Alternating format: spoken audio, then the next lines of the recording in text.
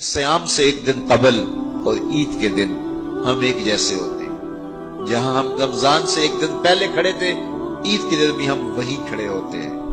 پھر ایک مہینہ اتنی طویل محنت کی اور مشقت اٹھائی، بھوک اور پیاس کاٹی، تو پھر کیا فائدہ ہوا؟ آپ ایک ڈاکٹر کے پاس جاتے ہیں اور اس سے دوائی لیتے ہیں اور مہینہ بھر اس کو استعمال کرتے ہیں، اور مہینے کے بعد آپ ٹیسٹ کرواتے ہیں تو جہاں تھی بیماری وہاں کی وہاں رہی. تو پھر دو باتیں ہیں، یا تو ڈاکٹر نے دوا ٹھیک نہیں دی، یا پھر آپ نے دوائی کے ساتھ پرہیز نہیں کیا اور جہاں تھے وہیں کے وہیں کھڑے رہ گئے. تو ڈاکٹر کے پاس دوبارہ جائیں گے تو وہ کہے گا جناب اس بیماری سے نجات تو ایک مہینے کے کورس سے ہو جاتا تھا، تو آپ کو آرام کیوں نہیں آیا؟ آپ نے پرہیز نہیں کیا.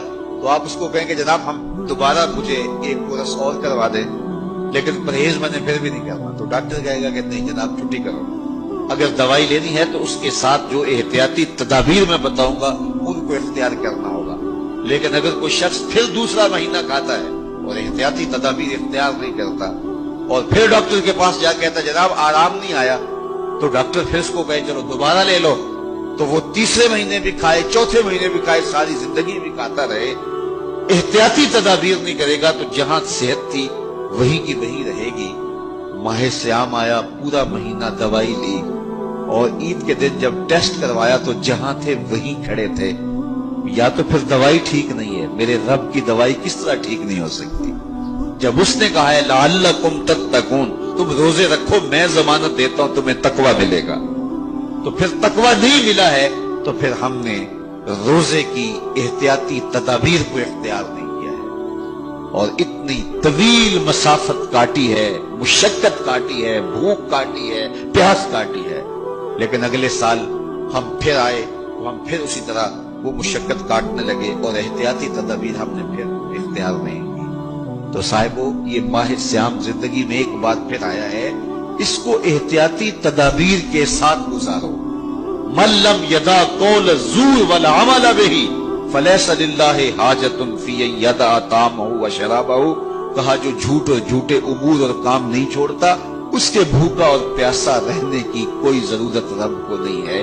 وہ روزے کے ذریعے سے تمہاری تہذیب نفس کرنا چاہتا ہے، تمہارے من کو سنوارنا چاہتا ہے، تمہارے اندر کی غلاظتیں دور کرنا چاہتا ہے، لیکن تم اس کو احتیاطی تدابیر کے ساتھ لینے کے لیے آمادہ نہیں ہو. تو کاٹتے رہو، ہر سال مشقت کاٹتے رہو.